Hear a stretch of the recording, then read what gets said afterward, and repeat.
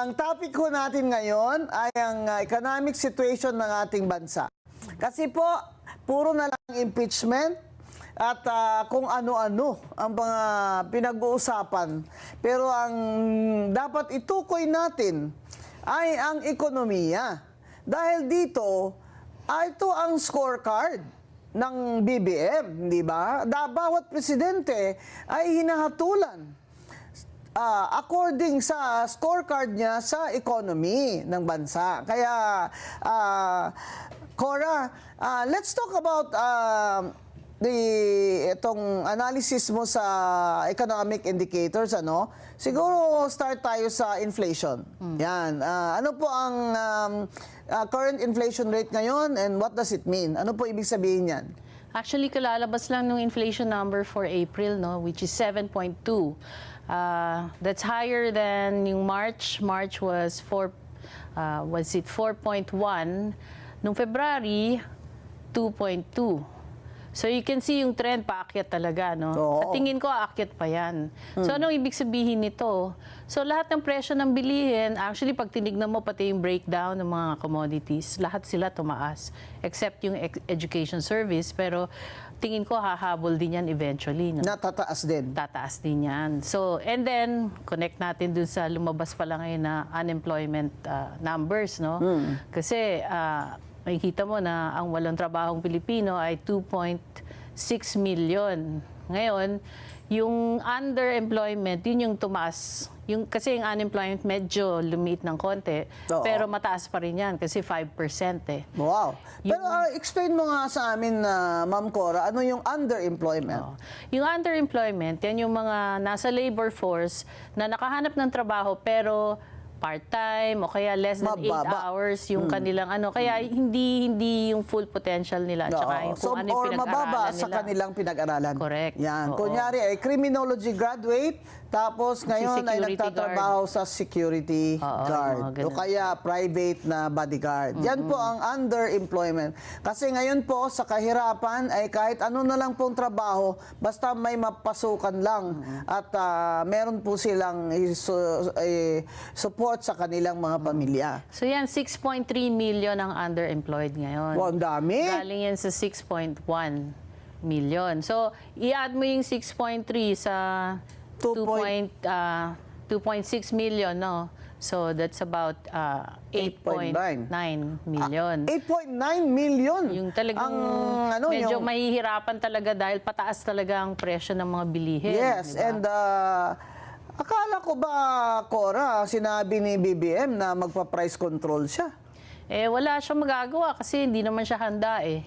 'Di ba? Unang-una yung hindi sila makapagbigay ng subsidiya dahil nga deficit. May hinahabol pala silang revenue target. Kasi nasa GAA pala na pag hindi nila naabot yung revenue target, hindi marirelease yung unprogrammed funds. Na sinasabi natin, dapat zero unprogrammed funds na.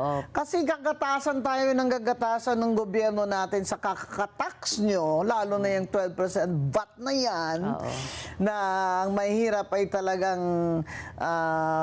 lalong nahihirapan dahil sa 12% VAT na yan, na ayaw naman ngayon ng BBM administration isuspend mo ng pagkolekta habang tayo ay may fuel crisis o kaya isuspend mo na ang collection ng excise tax.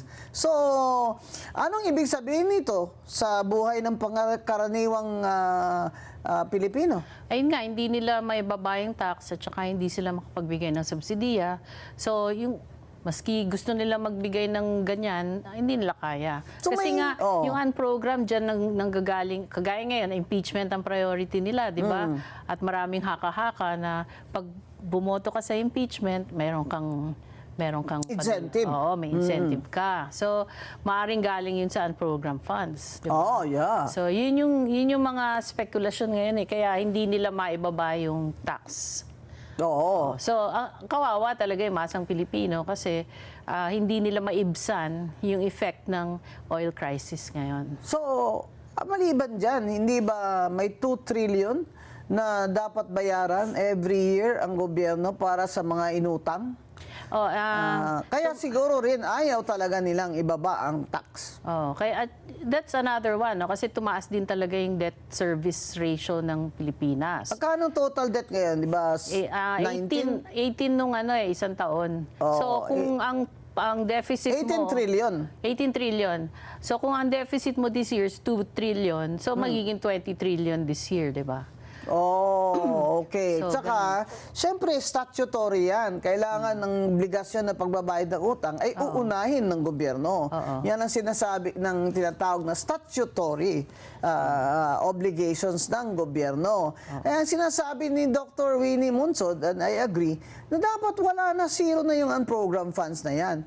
Yan pala yung inahabol nila. Na may quota pala sila para magamit nila yung unprogrammed funds. May quota silang kukolektahin sa ating taxpayers. Kaya hindi nila ma-give up yung mga VAT at saka yung mga excise tax. Para may unprogrammed funds, and do not forget, mga kababayan, dyan nanggaling yung parte ng ghost flood control projects. Yes.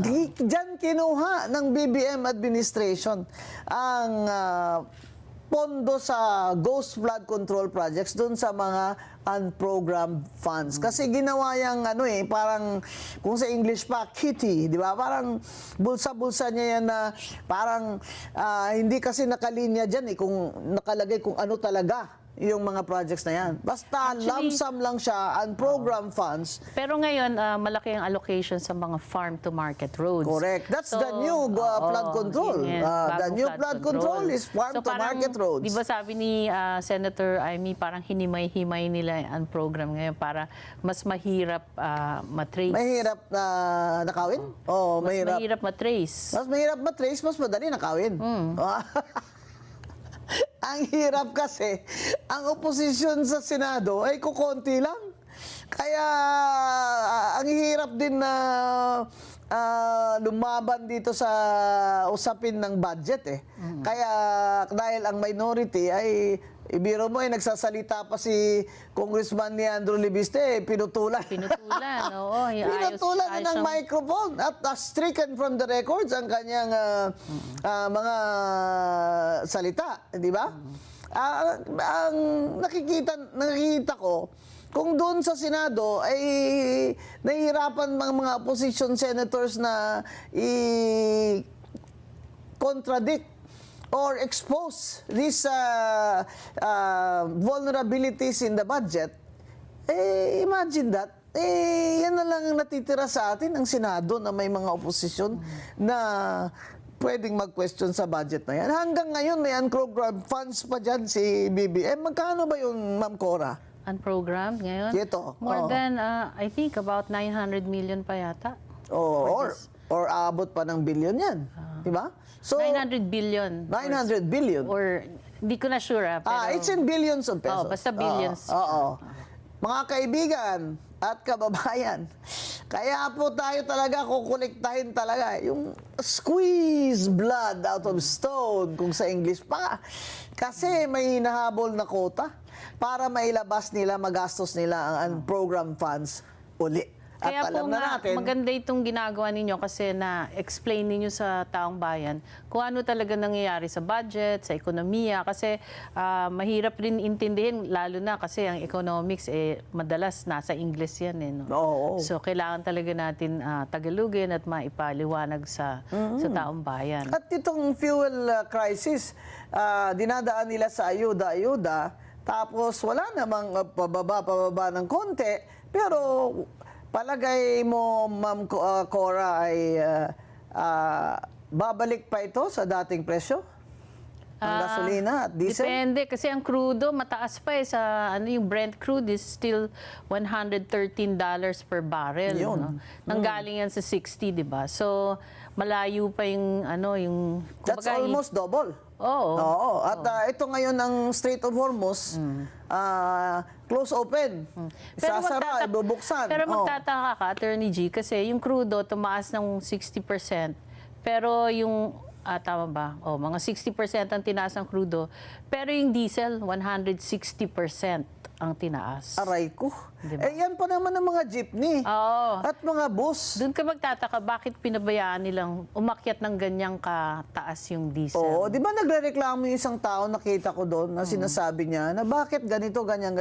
Hinihimay-himay niya yung numbers. Tsaka mga kababayan, etong fisher folk, crudo din ang ginagamit niyan. Yes. Eh, wala silang ayuda. Mga bangka. Kaya yun naman yung ating mga isda sa merkado, ay Matataas na rin, tumataas diba? na rin, di ba? Wala na. Kaya nga lahat yan tataas eh.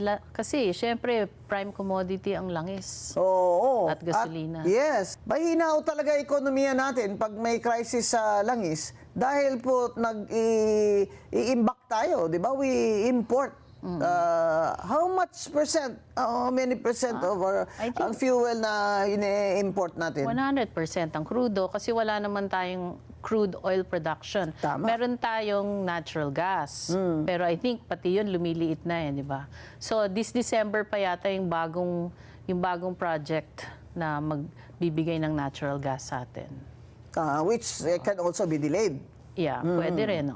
Hinihimas-himas lang tayo ng BBM administration para huwag tayong masyadong magalit. Sabi, dumating na yung kanyang in-import na fuel galing sa Siberia. Pero hanggang ngayon, hindi mo pa alam kung yan ba ay ma-refine at kailan yan magiging ready sa merkado. Actually, kung pakinggan mo si Secretary Lazaro ba yun?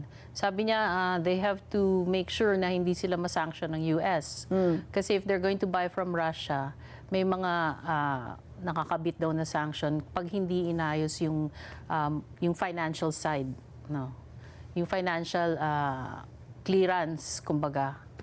Kaya hindi ko alam kung talagang makakapag-import sila ulit. Kasi nakapag-import sila ng 2.8 million barrels nung umpisa, yung isang barko ng Russia dumating. Pero yung succeeding imports, parang hindi yata natuloy or something kasi they're afraid of the sanctions. Kasi ang Amerika, ang number one na bibigay ng grants and aids Yes. sa Pilipinas. Tsaka yung At saka ano, number one trading partner. Oo, yung currency, yung kumbaga, yung banking system ba, nakatali sa Bank of International Settlement and we're tied to the US dollar. At magkano na po ang dollar ngayon? 61.30. Aray ko! Oo. Diba? So, nanghina din yan for many reasons. Unang-una, pag tinignan mo kasi ang dollar, ang inflow niyan, foreign investments, remittances, tsaka bank loans, diba? So, yung remittances medyo nanghina rin ng konti. Although tumaas, pero hindi kasing taas ng last year. Siyempre, affected yung mga workers sa Middle East. Yes. Yung outflows, foreign capital flight, bayad sa utang, at saka imports. So, syempre, tumaas ang imports, tapos capital flight. Kasi maraming investors na turn off. Wala na. Oo. Actually, pati yung investment inflow, humina talaga. So, kaya, Tapos yung imports, dahil mahal yung dollar, biro mo ang peso mo pag ikaw ay nag-i-import, halos ang maalala kong lowest na doon 50 Ngayon, 61. So, it is now more expensive for you to buy goods. dagdag sa inflation. Yes, import goods because the dollar now is more expensive. Because you import goods using dollars. Lalo ng bigas. Bumibili ka ng dollars na bigas sa Vietnam. Kaya mga kababayan, yung dollar na exchange rate na yan, importante po yan. Kasi biro mo naman pati bigas natin ay inaangkat pa natin sa Vietnam. Konektado yan iba, lahat Thailand, konektado lahat. So, yung cost of doing business mo, kunwari, yung peso nga, no? So, kung ikaw foreign investor, syempre gusto mo, yung profits na magagawa mo dito sa Pilipinas, hindi bababa. Kaya lang, kung mahina yung piso, pagka rinimit nila yan sa bansa nila, bababa rin yung conversion rate, di ba? Ikalawa, tumaas din ang interest rate. Tinaas ng BSP yung para mag-siphon off daw sila ng and slow down the inflation. Pero it's not going to work now kasi cost push tayo Hindi naman excess liquidity yan kasi mahina ang ekonomiya. At saka yung sinasabi nila excess liquidity, nasa bulsa yun ng mga kawatan. Correct. Nasa Wala- maleta po yun. Wala siya sa Wala sistema. naman po sa merkado yun eh. At saka baka nailabas na sa ibang bansa. At saka, at saka binibili na nila ng gold, mga ganun. jewelry, mga... Lote. Alam mo kayong mga magnanakaw kayo ng baba ng bayan, kayo talagang pahirap sa amin eh. Kayo talagang nagpahirap sa mahihirap. Kaya mga kababayan, huwag niyo pong kalimutan na itong nagpapahirap sa atin, ito yung mga magnanakaw sa gobyerno. Kaya yung sinasabi ni Martin Romualdez na hindi ako ang mastermind. Ang sinasabi natin kay Martin, sino sir? Sino? Sabihin mo na sir, para naman kami makatulog naman ng mahimbing na. Kaya ang importante po talaga ay sugpuin ang korupsyon dito sa bansa natin. Kasi yun na nga sinasabi, paano mo nga naman masaipon yung Bangko Sentral, itataas yung interest rate, ha? Para yung mga pera na Nasa sirkulasyon. sa sirkulasyon o yung mga pera mo dyan na hindi mo naman ininegosyo, ipasok mo na lang sa bangko, kaya ang interest rate Tinataas, mataas. Di ba? Ang sinasabi ni Ma'am Cora Guidote, marami naman dyan sa pera na nagkakalat dyan, hindi naman yan papasok sa bangko dahil nakaw yan di ba? Which is true, dito sa situation ng Pilipinas, simula pa nung nagka-ghost flood projects kickbackan since 3 years ago. So, anong mangyayari ngayon, Ma'am Cora?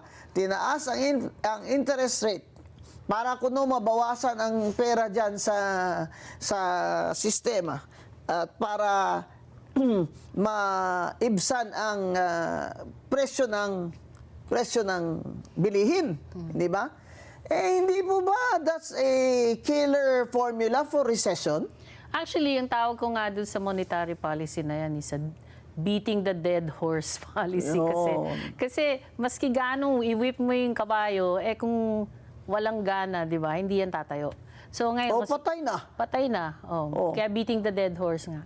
So patay na yung kabayo. So hindi mo kailangan yung ganyang policy kasi lalong manghihina yung ekonomiya. Oo. Ganon. Di ba? So kasi magko-convert din yan sa sa inflation. Kasi yung cost ng mga korporasyon na mangungutang, 'di ba? Tataas yung fixed cost nila. Mangungutang sila. Mangungutang sila Kasi ngayon mahina ang stock market. So mahirap mag-raise ng pera sa stock market. Kasi yun yung alternative nila. O kaya mag-i-issue sila ng bonds. Utang din yun, di ba? Nag-i-issue nga ang government. Kaso nag-negative yung ating credit rating. So ibig sabihin, tataas din talaga yung borrowing cost natin. Patay na. Both foreign and domestic. Kasi sa domestic side, tinaas naman ng Bangko Sentral yung interest rate. Diba? Patay na. So yung tatlong yan, peso, yung interest rates, at saka yung inflation, it's a very strong disincentive for any investor to come to the Philippines. Wala na nga ang balita ko, Cora. Pati daw mga Pilipino na maraming pera, doon na nag-i-invest sa Vietnam o sa China. Kasi wala rin Pag dito ka, mataas ang cost of production mo Lalo na yung kuryente, di ba? Grabe isa yung tayo meral. sa pinakamataas na cost ng electricity. At bakit? Ma'am Cora, explain kasi natin. nga crudo, nag-i-import tayo ng crudo. So, and mostly mga oil-fired power plants ang At dyan sa Meralco bill natin, meron pang VAT. Biro mo yan, babayaran mo pa yung, ang tawag dun sa mga assessment na nung una pa, systems loss. Oo. Bakit ba tina-charge nyo sa amin yan ng systems loss? Meralco, sumagot nga kayo dyan. Bakit naman tina-charge nyo pa sa mga tao, sa consumer yung systems loss nyo? At ito namang gobyerno natin, ay mayroon pa tayong binabayarang 12% VAT? Abay, papatayin nyo talaga. Papatayin nyo na talaga mahirap. Papatayin nyo na talaga. Kasi, wala na nga makain na tama. So, babagsak ang nutrition ng mga Pilipino. Hindi pa mamumuhay ng disente. Dahil nga walang kuryente. Papatay nila kuryente sa bahay nila kasi gabi na. Paano ako, Nay? Mag-aaral pa ako, mag-wifi pa ako. Hindi na natin kaya yan wala naman tayong mga library na 24 hours. Ang magnanaraw dyan, yung middle income sector mo. So, di ba sinasabi niya, at the end of his term, wala na raw magugutom. Kasi patay na lahat eh. So, baligtad ang nangyayari. So, actually lahat, pinabantayan ko yung mga pronouncements ni Presidente. Lahat walang nangyayari. At makikita mo sa economic numbers. Oo. Kasi sa kanya, lip service.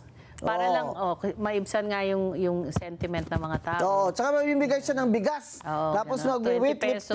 weightlifting siya ng bigas. 20 pesos, hindi papatay mo yung farmer. Oo, patay na rin yung biro mo, binibili daw nila yung palay at 12 pesos lang. Yeah, kaya nga Per maraming nahihirapan na farmers. Wala na ngang irrigation. Kasi crudo yun eh.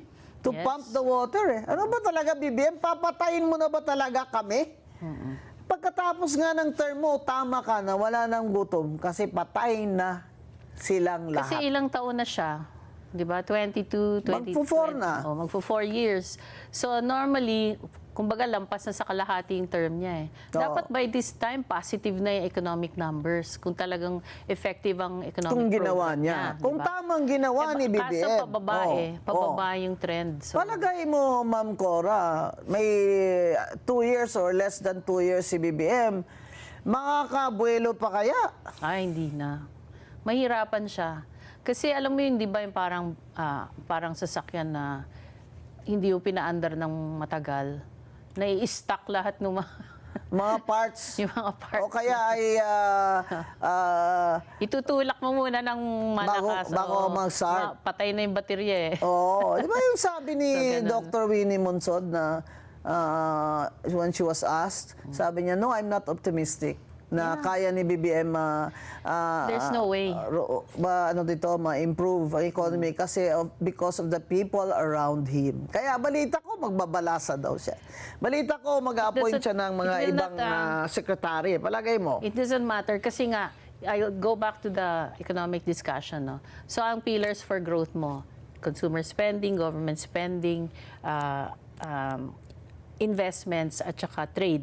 Okay. Trade, wala tayong asahan dyan kasi nga net importer tayo. Investments, bagsak. How do you bring back investments? Tiwala. Walang tiwala kasi hanggang ngayon walang accountable eh. Yun. Di ba? So, government spending, kailangan nila mag-curtail ngayon kasi nahuli na yung ghost projects eh, di ba? Oo. So, kaya bumaba na rin yung government spending. Pagbaba ng government spending sa construction, marami namang nawala ng trabaho. Oo, yan. Gutom na naman. Kaya household spending mo, mahina rin. Kasi kung nawalan ng trabaho, tumataas ang unemployment. Tapos underemployment, tumaas din. Ganyan. Tapos yung remittances mo, medyo mahina din. Although, So, yung medyo may ginagastos, bawi ng konti kasi yeah. mahina ang piso, pero mataas ang inflation. So, yun. Kaya yung household spending, yung paggagastos ng mga household Less ay din. humina. Oo. So, kung mahina ang merkado, yung mga korporasyon, manghihina din yan kasi anong bibenta nila kung walang bibili. So, kabit-kabit lahat yan, di ba? Kaya ang investments, medyo mahina rin. Kasi nga, kung walang bibili, ba't sila mag-invest dito? Tama. Bakit nga naman dito nila So, balik ka na naman gagawa ng faktorya dito, wala namang bibili. babalikan na naman sa investments. The only saving grace, kung talagang gagawin niya, is infrastructure. Oo. Because infrastructure is massive spending at saka it will provide jobs. Oo, correct. Pero nasaan ang infrastructure projects? Wala, kasi hininto nga. Di ba? Kasi hininto dahil nagkagulo-gulo, na-booking sila sa ghost projects at substandard projects. So, ang solusyon nila is huwag ilabas yung pera. Yan. So ngayon, wala talagang impetus for growth. Wala akong makitang magtutulak para umandar yung sasakyan na yun. So yung next 2 years niya, walang mangyayari dyan. Saka na-notice ko, Ma'am Cora, ha, wala sa gobyerno natin ang nagsasalita Wala. na nag-i-explain sa atin na ito yung plano ni BBM administration. Ganyan. Kahit na itong pag-increase ng interest rate, wala nga nagsabi na mag-i-increase ng interest rate para ito ay to curb inflation, ganyan. Actually, in-explain naman ng BSP, kaya lang English. Yun ang problema. Pabuti pa, imbitahin natin sila dito sa Usapang Matino. Hindi na po maintindihan ng tao yun. Ang maintindihan lang po ng tao ay yung gutom sa kanilang tiyan at sa kanilang mga anak. Kaya nga kailangan magbigay siya ng trabaho. Alam mo nung time ni President Clinton, nag-focus siya talaga sa economy. Oo, kasi sa bumagsak Amerika- yung deficit spending, nagka-surplus sila, tapos he provided jobs, umagsak ang unemployment. Kasi sa Amerika, ang focus talaga ng mga administration is the economy. Sila yung nagpasikat ng yung campaign manager ni Clinton, nagpasikat ng phrase na it's It's the economy, stupid. Maraming salamat.